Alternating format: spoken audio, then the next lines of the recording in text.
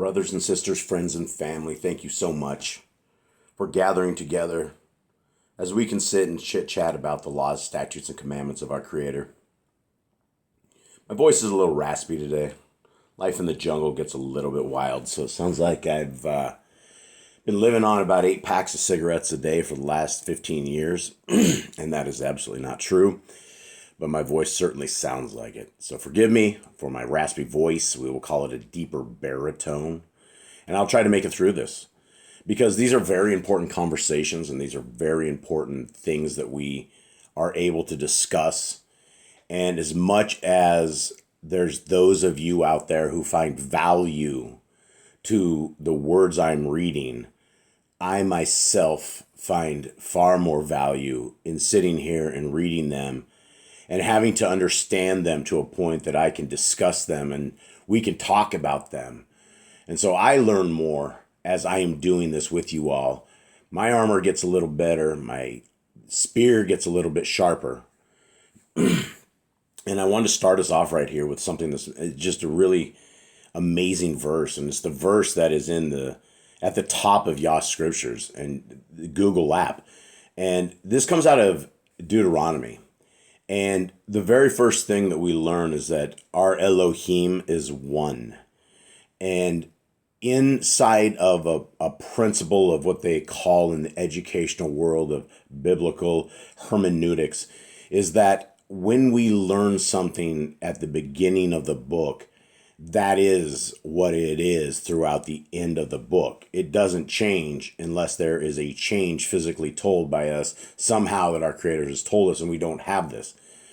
And so we know right out of the gate, based upon the Torah, and the Torah is the first 5 books of Scriptures, which is Genesis, Exodus, Leviticus, Numbers, and Deuteronomy.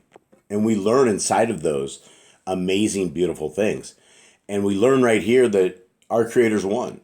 And then right out of the gate that disputes all of this mumbo jumbo that we can't quite figure out what the identity of our Creator is. We can't figure out what the identity of His Son is because we've been lied to for all these generations. And so we're all confused.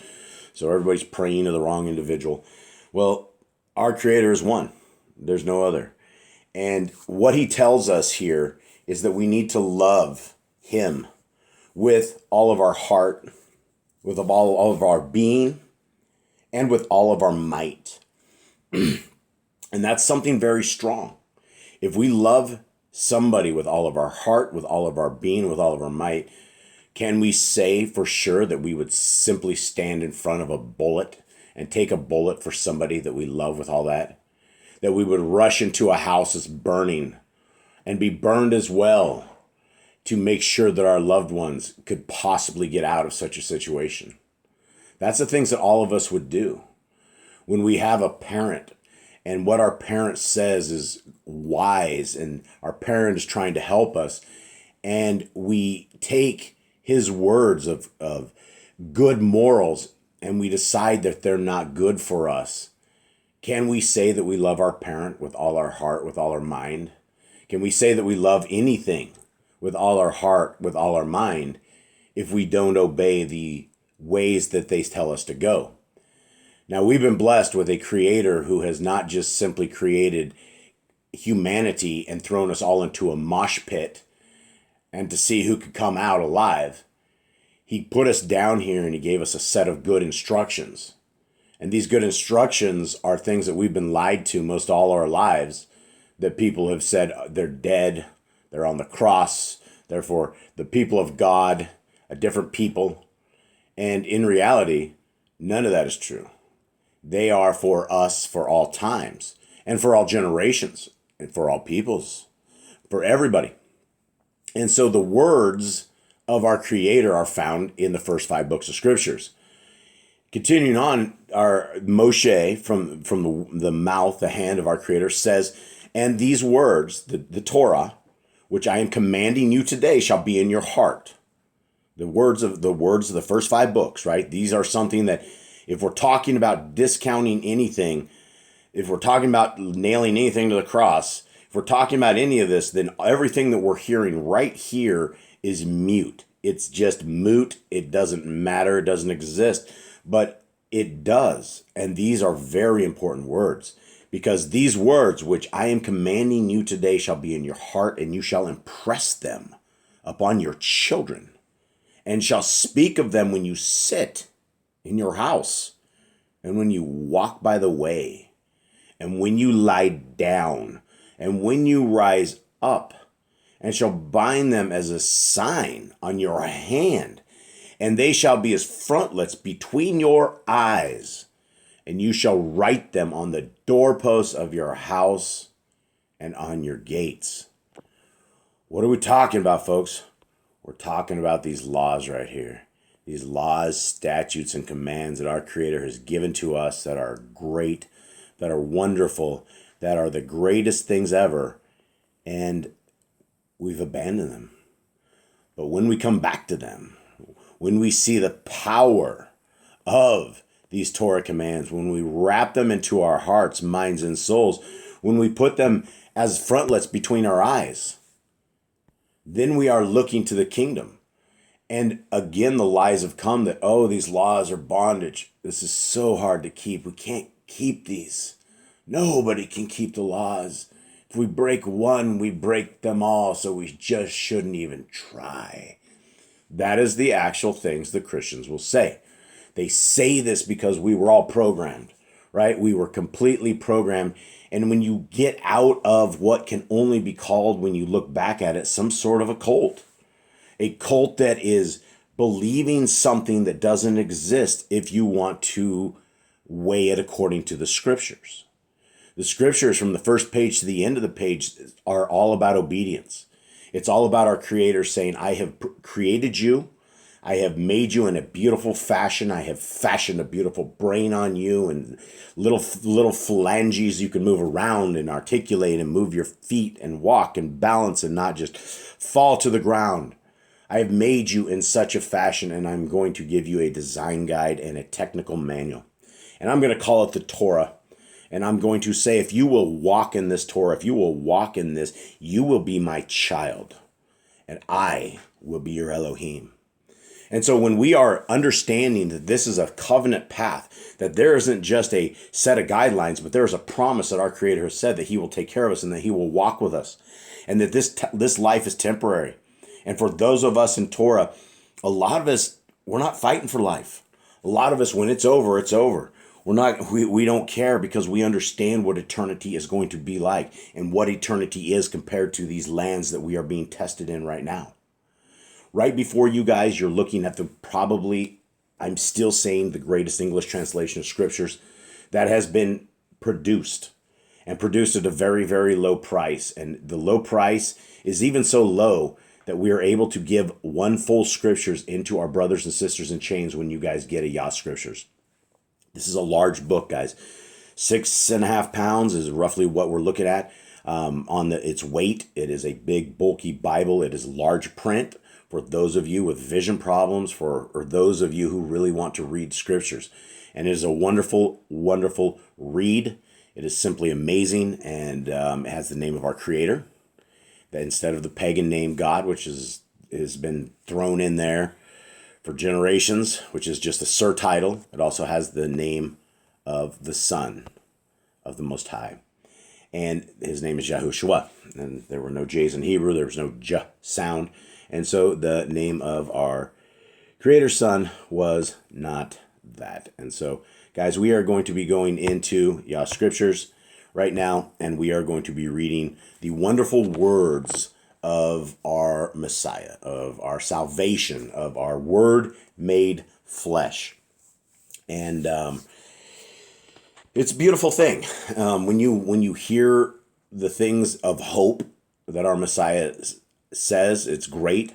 When we hear the lines that we should be walking closer when it comes to Torah, about loving people more, about forgiving more, about a lot of things. This is what we get out of our Messiah. And so it is amazing. Let's begin. Chapter 10, verse 43. One of the 12 said, Adonai, you are truly our deliverance, our hope, and our Kai, which is life. Yahushua said, many will flock to my cause, but few will be chosen to serve. Many will follow my way, but turn aside at the obstacles. For if any man believes but fails to put his belief into practice, it will be profitless to him. Let's talk about this. There's so much meat into this. We hear this, and we've heard this over and over and over. Many will come, few will be chosen to serve. Many will follow my way, but turn aside at the obstacles. This is not the first time or the second time or the third time, guys. We're hearing this over and over and over. We hear it in Matthew, Mark, Luke, and John. We understand that there's a gate. We all make it through the gate, but the path is very, very narrow. And the destruction is all around us. It's on all sides, and most don't make it. Why is this the theme that most don't make the kingdom? Because if you look at religion, if you look at the Catholics alone, everybody thinks they found salvation. There's billions of Catholics, right? There's billions of so-called Christians. There's tremendous amounts of everybody, and they've all figured it out. Every single one of them have it figured out. Okay, well, the problem is that Messiah kept the commandments. He told us to keep the commandments, and then he says here that if any man believes but fails to put his belief into practice, it will be profitless to him. This is a call to the Torah. This is a call to the Torah walk, right? The same thing James says, right? You can show me, I have faith. Everyone has faith, right? Well, let's see your faith by your works. Let's see this Torah not just live in your life, but let's see the Torah shine from you. We're called to shine a light. The only way that we are ever a light is when we find the Torah, when we find the way forward, when we find our Messiah. It's a huge combo platter that we got to have. And it's not you can't just have the French fries. You have the Christians and they have Jesus and he's just the French fries, but you're missing the rest of the combo. You can't have the combo meal we need a Levitical priesthood. We needed a sacrifice. We needed something to replace a Levitical priesthood where man couldn't compete with the authority of the Creator and the perfection of his Son. We didn't need a man who had to slaughter a animal to clean himself just to clean the people. We needed our Messiah. And now we have the Torah and we have our Messiah. But when Messiah says that if you're not keeping the Torah, depart from me, beat it, get lost, skip. All of this, nobody seems to get it. These are all, I'm not speaking anything that's not outside of what the Christians believe. They're supposed to believe Matthew through, Revelations is their stuff, and the Old Testament is that. It's the archaic stuff. Okay. And in fact, I don't know even who called it the Old Testament and New Testament. It's ridiculous. It's all the exact same book. So it's got to be some deception out there as well. Continuing on to the middle of this. Again, Messiah says, you got to deal with this. You got to walk the Torah. If anyone take one part of my teachings, shunning the sterner and more inconvenient, the rest will serve no purpose. Same thing, right? We can't keep part of the Torah. We can't live in sin, right? If we have a pornography addiction, and there's a tremendous amount of dudes and chicks that have a problem with pornography. I used to, back in the day. I came from the world when the internet first came up, and it went from printed book to digital, and it swept the world. It swept the internet. It still sweeps the internet, and it breeds adulterers. It breeds defilement. It defiles your system. It defiles you. There's physiologically issues that go on when you guys are doing this stuff. And so we can't live in adultery as we are trying to walk the rest of it. We need to come out of it. We need to repent from this and understand that we're doing adultery is a huge, huge thing in the eyes of our Creator. It's absolutely huge. That's why a man doesn't go back to a woman and vice versa. If a man commits adultery on his wife, he doesn't go back. He doesn't make her an adulteress. He's done. He's defiled. The woman and man should never, ever get back together. It's a big thing. And when we are acting out on the act of pornography, and I'm just picking on the pornography side of it because it's a big one. It's rampant.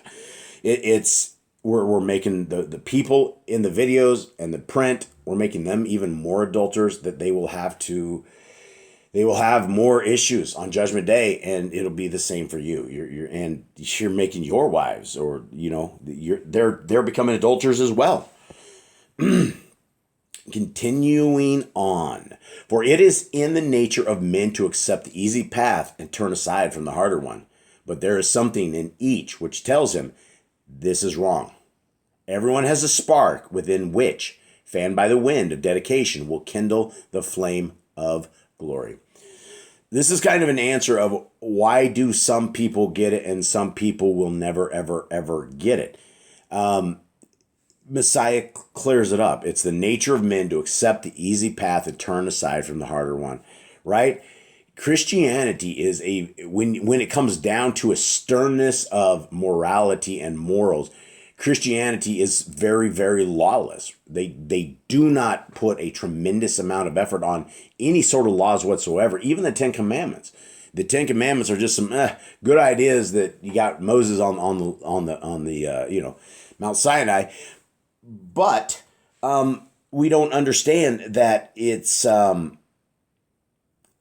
just a part of the rest of the commandments. The Ten Commandments is just wrapped up, and it's not like there's only 10. It's like there's laws throughout the first 5 books, and it's almost ignorant that when people think there's only 10 commandments, they've never read the scriptures, and you will have these people that are so ignorant in the false doctrine, they laugh when you nicely and simply try to explain to them that the laws of our Creator are good.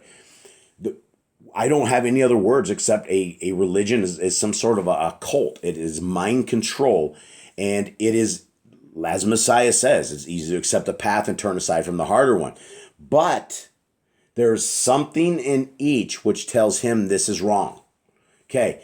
So that nagging feeling people have, or whatever it is, or some kind of inner feeling that people just simply ignore all their lives, is what has led them to never ever really open their eyes and never seek the kingdom, never find the path, never find the Torah path, never find the walk.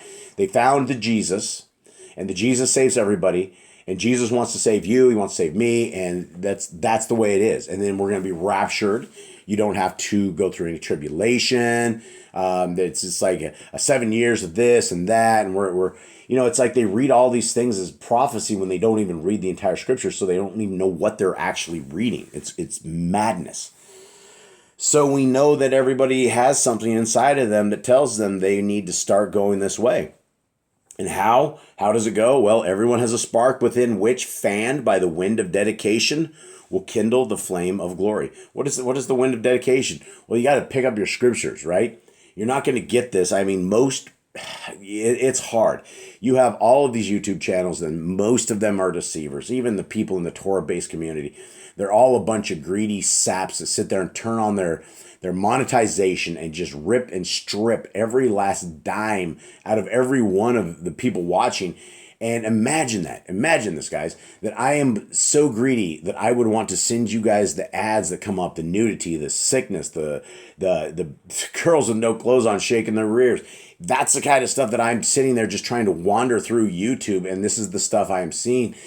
And I would be, I wouldn't know what to do with my soul if I turned ads on, which we have monetization, but we don't turn ads on. We have monetization. The only reason we turned monetization on was so we could put some t-shirts that had the name of Yah on our channel, which to this day, we've never, ever sold a single t-shirt from this. But we turned it on just so that if ever anybody wanted to walk around with the name of Yah on their clothing, they had the opportunity to grab it there. So other than that, it's crazy. Let's continue on.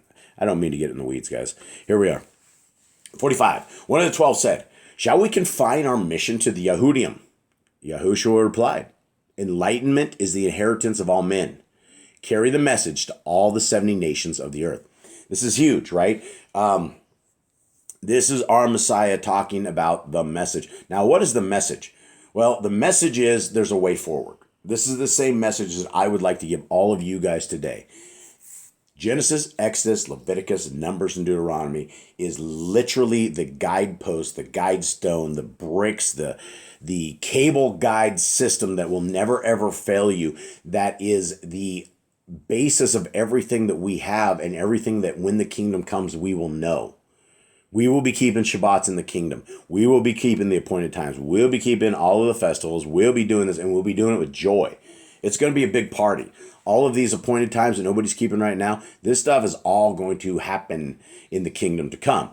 So the message is that the Torah is the way forward. Our Messiah is the new school priest. He's our way forward. It is by our understanding that he is the Son of the Most High, that he came and that he was our sacrificial lamb. He is now our Levitical priesthood, our Melchizedek priest, the perfect priest. He's the one who will be leading 1,000-year reign, a time in the world when those of us who are alive, when we're Exodus away from this crazy world that we're in right now, and somehow we make it back over to the promised land. That's what scriptures say. So the hope, the message is that this world is fading. It is a garbage pile. It is a pit of burning horribleness. And we can be a light. We can walk forward without fear. We can tell people about the Torah with courage. We can let them know there's a better way. Guys, it is something exciting that once you know the Torah, once you have it, once you realize that it's not just about raising your hand at 8 years old and saying these prayers and grace, grace, grace, and that there's something far more than that watered down mess of easiness, it's much better. Because then you're not having to worry. Christians have no idea. They all think they're saved. Oh, why are you saved? Oh, because I asked Jesus into my heart. Where's that in scriptures? Then they point you to a chapter, and I said, it doesn't say that. It says, believe that our Messiah is the Christos, the Christ, right? It's not about asking him into your heart. Look, you're asking him into your heart by keeping the laws, statutes, and commands of his dad. You're asking his dad into your heart by following him and being loyal to him.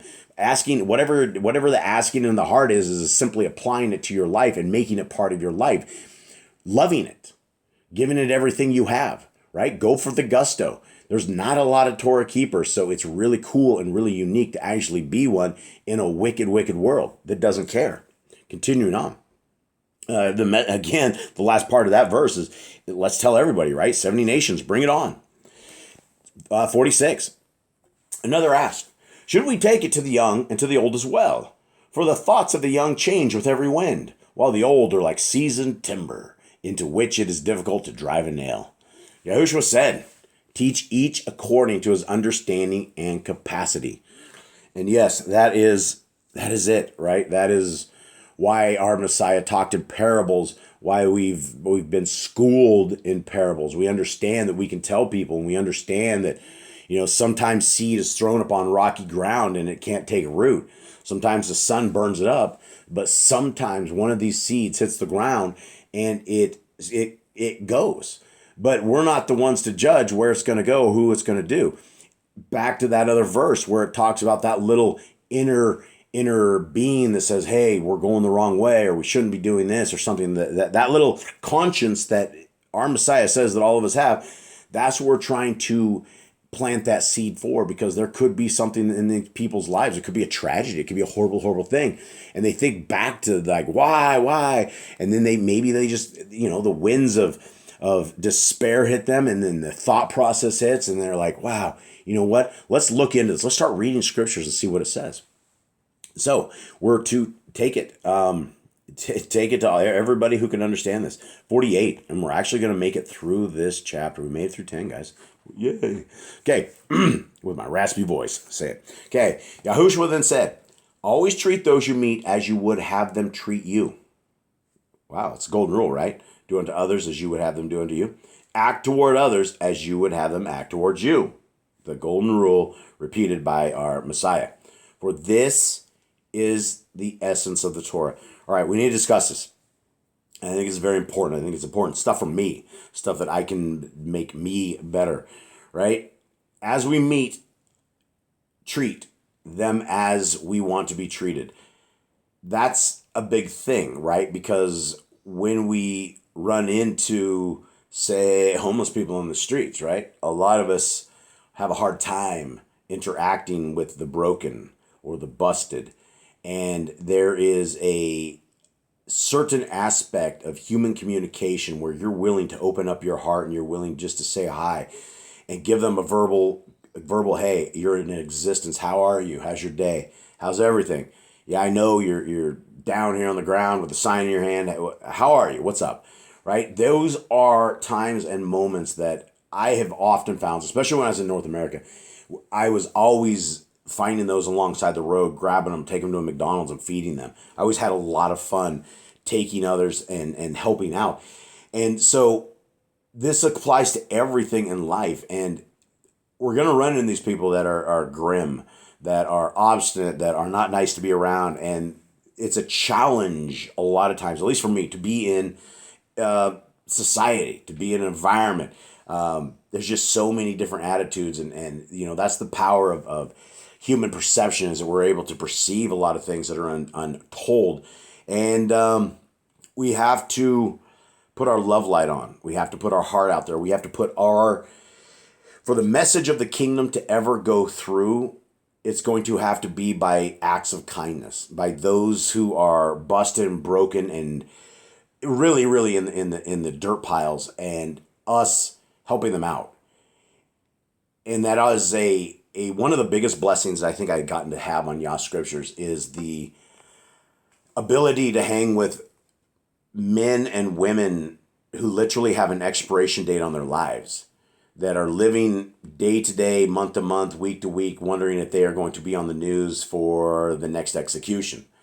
And it is hard for us, it's hard for me to hear some of these stories and to be a part of such misery. But this is their day-to-day life. And these brothers on death row have been in segregation. Like they've never been around there.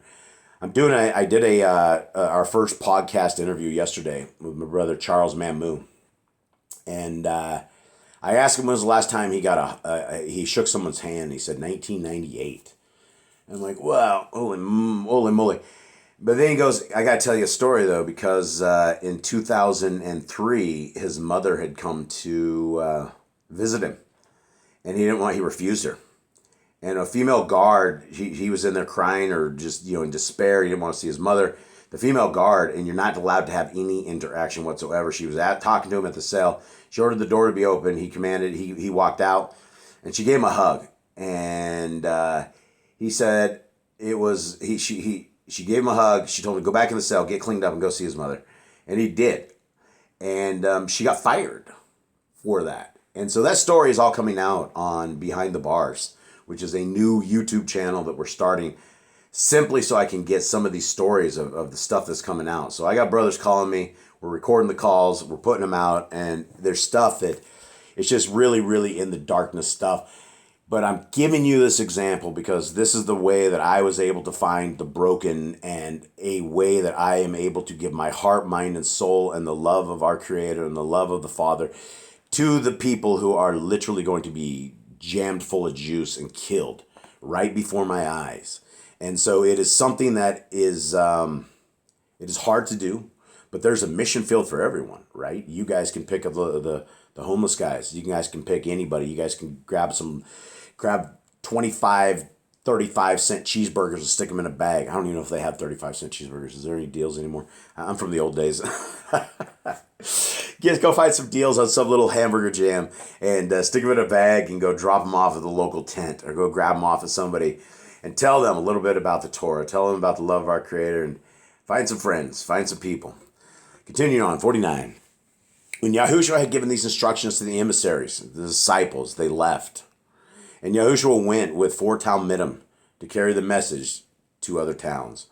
So here we are. This is our Messiah in action. This is our lieutenant. This is his dad is the captain. I think that is the right order of things. If it's not, then for those in the military, let me know.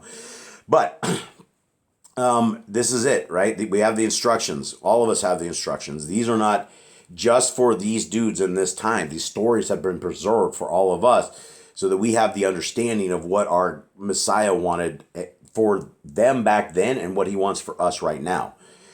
The kingdom of our Creator is going to be heralded by a lot of us out here screaming that it's coming, screaming that there's a new way, screaming that there's a Torah, that there's a beautiful way that our Creator has given us that we can go and we can seek him and seek his son.